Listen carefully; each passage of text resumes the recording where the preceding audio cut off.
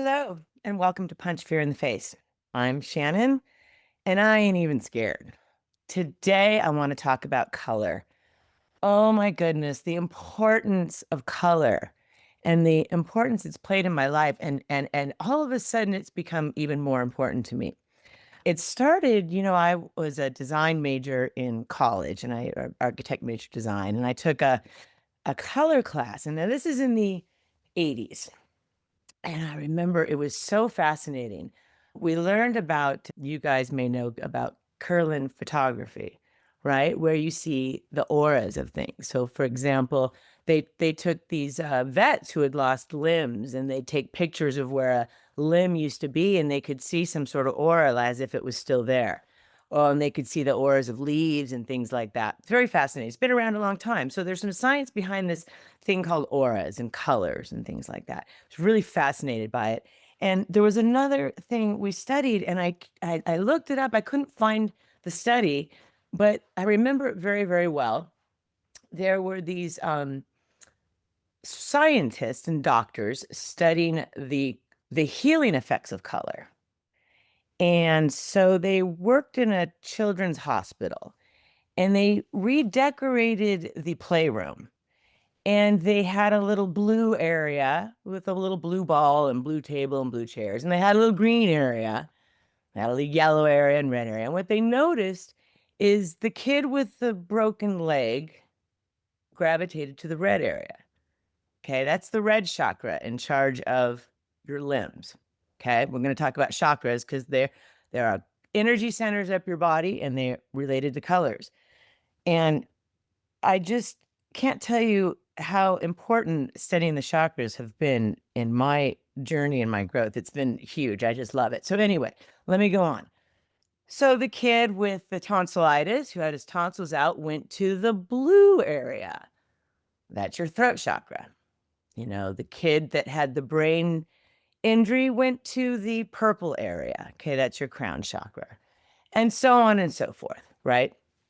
And we've all heard terms over the years of things like yellow belly, right? That's your solar plexus chakra in your upper abdomen. That's where you carry that. That's your connection, but it's also where you carry all your anxiety. So you hear things like that. Green with envy, that's your heart chakra, right? So you hear that. Well, we've heard that for years. So that's when you're all the chakras have a dark side or a shadow side, or if they're not in balance. If you're a heart chakra personality, if you're not balanced, you're a bit of a martyr, right? So I'm super fascinated, and I've been following this. So they did this study, and they found the kids were gravitating to that. Now I was in my early 20s at the time, late teens, early 20s. And I just never forgot about it. And then we studied, the colors and complementary colors and all that. And I sort of from that point on, I realized the body mind connection in a way that I hadn't before. But I'm going to say I still put that body mind connection thing on the back burner. I didn't quite incorporate it or understand it, but I was starting to. And when your body is out of balance, that's when disease happens, right? And the imbalance disease happens over long periods of time with a sort of a deep subconscious blockage and usually one of the energy centers. And dis-ease will develop. Now, something like catching a cold, viruses are real, bacteria are real, diseases are real, but your body, I'm here to tell you, your body has the ability to heal itself under any circumstance. I mean, the body can heal itself, not under any circumstance, because if your body, mind, and soul, if your body and your soul, or your mind and your soul aren't good, it's not going to work. So look at it this way: body, mind, and soul, the trio, the Son, the Father, the Holy Ghost. There's all kinds of trios, but think of it as a pyramid. Okay, and all sides of the pyramid must be equal for that pyramid to stand and be strong. I love sacred geometry too, and sacred numbers. I love it all. And we're going to have episodes about that too. So anyway, so the triangle, body, mind, and spirit. Now, your body, taking care of your body, well, that's what you have to sleep, you have to drink water, you have to eat right. The mind, you have to keep your mind active. And anxiety is a big killer, right? So fear, this is about fear, right? So this is related because fear is a big blockage, and fear resides in some of the chakras, and balance chakras helps eliminate fear. So there is a system to this madness. So yeah, so the pyramid, so body, mind, and spirit. So the mind is usually your job. Um, or something you're interested in, something that lights you up and you keeps your mind busy. The soul. Well, there you go. Body, mind, soul. Okay. That's a tougher one to put your finger on, to how to make sure that that part of your body is fulfilled, that part of your life is fulfilled. So that part of that triangle is standing up and you're in balance. Well, the soul, that's a tough one. How do you balance the soul? Well, in AA, because I do talk about that a lot, they talk about being of service. And that makes sense because when do we feel the best about ourselves? It's when we're helping other people. Oh, I'm going to quote Neil Donald Walsh, Conversations with God. I got to see him speak in 2007, and he had a mic drop moment where he said, what if I told you that your life had nothing to do with you and everything to do with the people you help? That was a mic drop moment, if you ask me, really honestly. I mean, that's beautiful. So filling the soul is about that, but it's also about being authentically yourself. And that's always really hard. I talk a lot about that. It's not, I had a moment yesterday. It's not getting what you want, it's knowing what you want. Sometimes really honing in on what you want, knowing what you want is really harder than it would seem. Finding your authentic self. But this is why I want to get back to colors, because if you know, so in full disclosure, I've always wanted to see auras, right? Because I've said on this podcast I'm empathic and I do see things, I know things, but I've always tried to see auras, and I'd sit there and I'd really try to look. I was like really focusing. I'm like, come on, spirit, let me see the aura of that tree, or let me see, and I never could, never could, never could, because I am not clairvoyant. Okay, I don't see like that. I'm claircognizant and I'm clairsentient, which means I know things and I get confirmation in my body by feeling it. And I feel things, right? Which can be kind of sucky too. You got to learn to manage that if you feel everything. But anyway, so I listened. There's this wonderful woman, Mystic Michaela. Funny enough, her name is not Michaela. She has a podcast, Know Your Aura, and she has a book, Know Your Aura, and she's amazing. And I heard her speak on another podcast called The Breakdown with Maya by it. Oh God, I can never say her name. You guys know her. She was on The Big Bang Theory. I love her. Anyway, she was interviewing her, and she was talking about how her aura, she's always seen colors. She interpreted the world through colors. And she's like, oh, you're a green, that means that. You're a blue, that means that. And then boom, all of a sudden, I saw it. Who she was talking about. I saw it. I saw there, and I was like, oh my God. So then I was like, this is interesting. I really like this. And I had some friends over for dinner, and they're not woo-woo. They think I'm crazy, by the way. And they're probably listening to this going, oh God, here she goes. How embarrassing. Please don't mention our name. Please don't mention our last name. And I will not.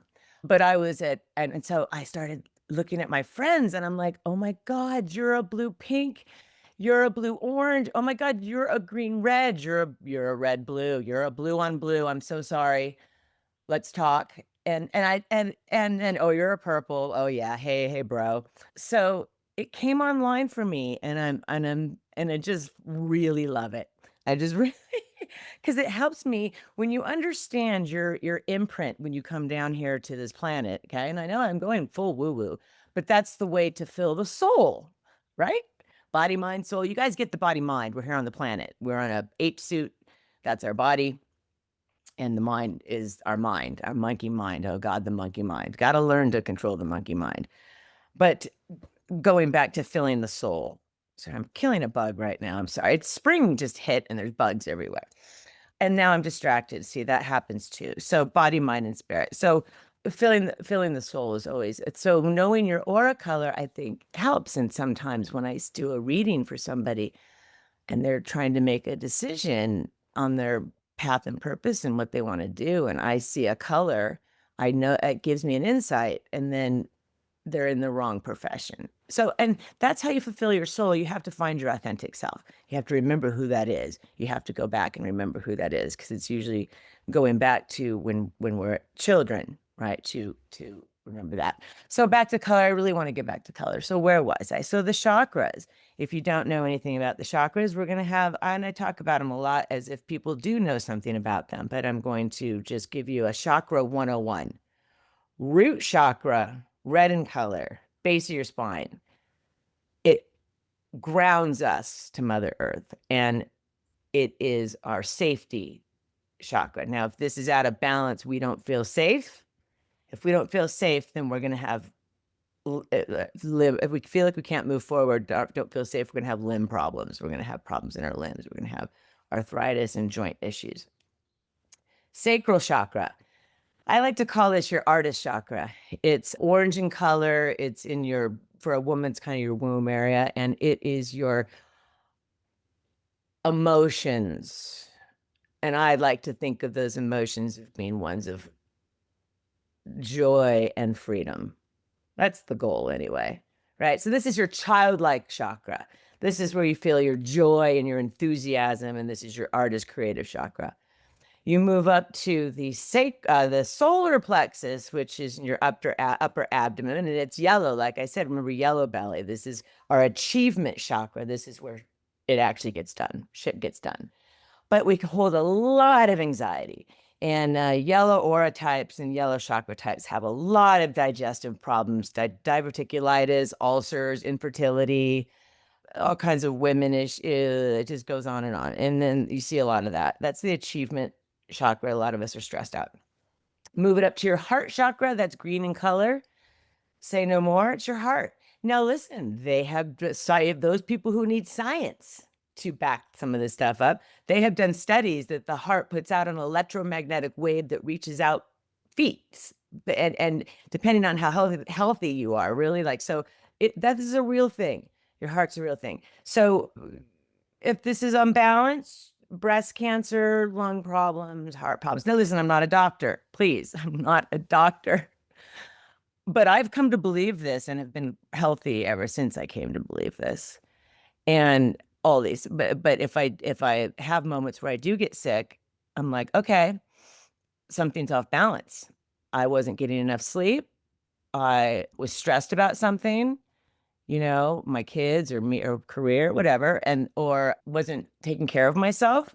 Then I know why that virus attacked me. I mean, there are viruses, but if you are, and it'll attack me in the chakra that's imbalanced. Like, for example, let's move up to the throat chakra, blue in color. Okay, this is where my issues lie a lot. This is where my issues lie. I'm a throat chakra. I'm an overactive throat chakra. I talk too much and say shit that I probably shouldn't. Obviously, here I am. Okay. So when I am imbalanced, it'll start off with a sore throat for me. And the virus will take over. But as soon as I recognize what's going on, I usually just tap into my body. I usually do a meditation and an energy cleansing, and the next day I'm fine. That's how I've come to believe it, because I've seen it work. The body mind connection, the body mind. Yeah, for sure. For sure. For sure. Try it. Okay. Like I said, disease is something really imprinted. If you're suffering from something more long term, that could be settled in somewhere very deep for a very long time. That's where the inner child work comes in. And color, I love color therapy, sound therapy. Every color has a sound, and everything's a vibration. And you think about the rainbow, and when the sun sets, the reason we see the reds and purples last is those are the longest rays, or the rays that, whatever, you know what I mean. So it light have different wavelengths, vibrations, or if you will. So let's move up throat chakra. Now we go to the third eye chakra, indigo in color, and that's your intuition. And you hear these terms like indigo children. Well, they're born with an indigo aura, and they're connected to spirit and or to their intuition, I'd say. Then you go to your crown chakra, which is purple or violet in color. Now, there's a reason that the royals always use purple. It's considered a very high vibration color. It's considered a very royal, very spiritual color, purple. So anyway, the colors have meanings, and I think we all have sort of a color imprint when we come down here, and I find that really fascinating. So that's my theory on colors and the chakras and the energy centers. So, very often you'll see me wearing stuff around my throat. It's usually labradorite or ionite because I'm an overactive throat chakra. And that just, so of course, the only medicine, here we go again. The only medicine I'm on besides marijuana, but I'm just only calling that a medicine because I'm an addict and addicts come up with excuses. So don't listen to me about that. No, but seriously, the only medicine I'm on is a little thyroid medicine. A lot of women are on thyroid medicine for a very good reason. Women have been shut down in our communication chakra for centuries. I mean, shut down. We are still in so many ways not able to speak our authentic truth. So a lot of us have a little thyroid issue, if you will. And I've often wondered now that I'm just out there, like, okay, I'm letting her rip. I'm letting my throat chakra go. Can I come off my thyroid medicine? See, maybe. Stand by. I've thought about it. I don't know. I don't know physiologically if it's now just debunked and shut down. But so when I went into menopause at 48, my mom and my aunt both died of breast cancer, so they didn't want to give me hormones. So she's like, "Well, your thyroid's a little, we could do that instead. It's a little underactive. We'll do that." I'm like, "Whatever, give me something." I was suffering, and I suffered for 10 years. I'm almost done suffering in that respect. That's another thing that we can talk about, but that's only for those who are going through it or actually warn some people what's coming. There was so much I didn't know. I remember my grandma getting hot flashes because all of a sudden we'd all be freezing in her house because she cranked up the air. We're like, what the hell? But she's gone now and I can't ask her. I mean, I can, right? I could. She just laughs. They always laugh on the other side. They're always laughing. Life is good on the other side. That's home. Anyway, so when you talk about the chakras, I also believe that you're in different chakras at different times of your life, different energy centers. And I do believe in this 7-year cusp thing. I don't know how many of you are aware, but every cell in your body is new after 7 years.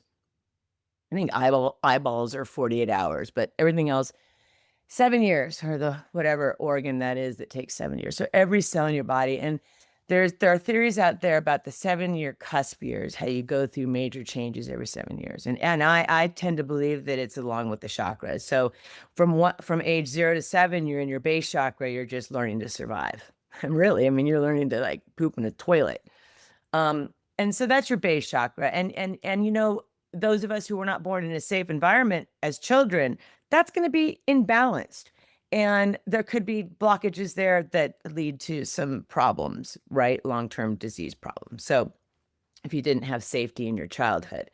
But that's, from 0 to 7 safety. And then we move up from 7 to 14 into our sacral chakra. And of course, this is emotion. This is our childlike chakra. This is our artist chakra. Between 7 and 14, all we do is sit around and paint and draw. Remember those days? Oh my God, it was so much fun. So we lived in this chakra and we were emotional too. Then you move up 14 to 21. Well, this makes sense that you're in your achievement chakra, right? You're in your solar plexus. This is when you're in school and you got to get shit done and think about your life. And then it's kind of no surprise that 21 to 28 is your heart chakra, right? That's usually when a lot of women start families, get married and start families. And then you move up to your throat chakra, and that's usually in your career. This is where things can happen. But that's usually learning to express it, and so forth and so on. You go up every 7 years. So I am 58. I'm in my sacral chakra again. Makes sense. Makes sense because all I want to do is be free and joyous and be like a kid again. I want to create again. I want to get in touch with that childlike person inside of me. That would make sense, right? And I'm going up into my solar plexus, it makes sense that I'm launching this retreat business because I've had some in between career time, and it's interesting living in my sacral chakra. I traveled, I did some shit. I went on a horseback thing in Africa, and I really found myself again. And now I'm moving into what I want to do next. So I just sort of have this funny belief, I have read things, but this is more just me talking about what I've come to believe. And I think sort of when you understand it though, and I think in general, know thyself, when you know thyself, it's good. You can help be your authentic self because we're all special. I say that the mosaic that I was seeing, I now understand. I see the colors and everybody's imprint is different and everybody needs to align with their with that imprint, and in that they heal themselves and their body, mind, and spirit is good and they're healthy and happy. And by healing yourself, you do heal the planet because you heal others with because of the collective conscious and the collectiveness that we all are interwoven and together. And yeah, so colors. So that is um my thing on colors. I just love it. I when I was first getting into colors just recently again, because I've always like been interested in it, I bought these colored glasses on Amazon, one in every color. And I was experimenting on friends and I was experimenting with myself. Like if I needed to get up and do something, I put red glasses on or orange glasses on and I saw if it helped. Like there's a reason McDonald's, Burger King, Wendy's, that it's all orange and red, base chakra colors, right? Because that evokes hunger, because those are our survival kind of chakras. Whereas the upper three are more ethereal, the meditation, the connection to spirit kind of thing. So it's a reason that you don't see blue. Well, sometimes you do, I think, with some fish places. But there was another study done a long time ago. This was in that class I took in college. Oh, God, do you even know how long ago that was? But they did a study where they painted a room blue and they painted a room red and they put a bunch of flies in them. In the blue room, the flies all sat on the walls. And in the red room, the flies flew around everywhere like crazy.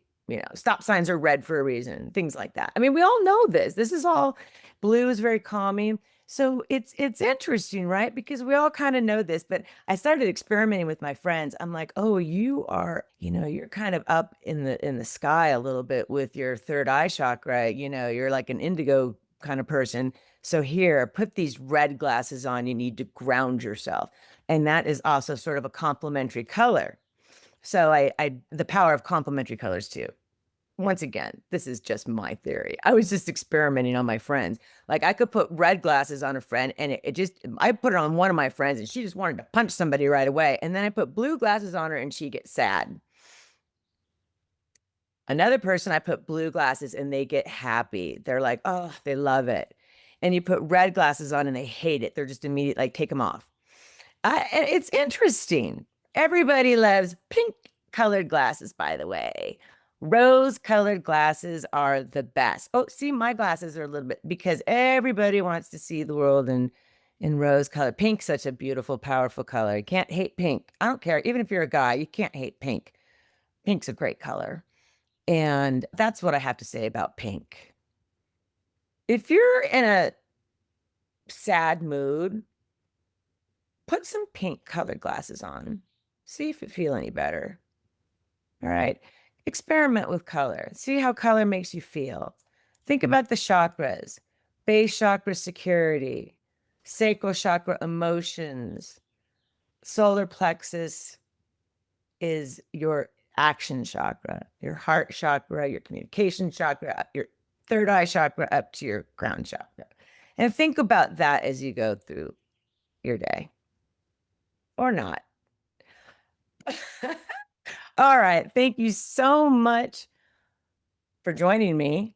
I guess. I mean, I'm just recording into a computer because I'm a throat chakra personality and I'm in my sacral chakra phase in life, which means I must speak my authentic truth, even if it sucks. That's how you punch fear in the face. All right. Until next time, everybody, namaste.